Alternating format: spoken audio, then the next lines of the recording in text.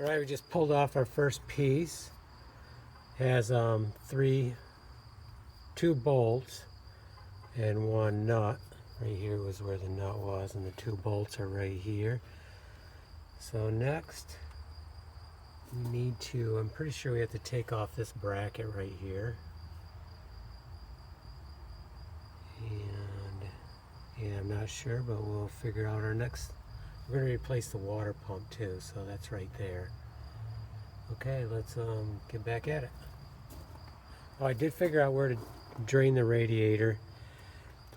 Down here there's a rubber flap here. You have to pull that out so you can get to the drain, which is right here from underneath. So that's where the drain plug is.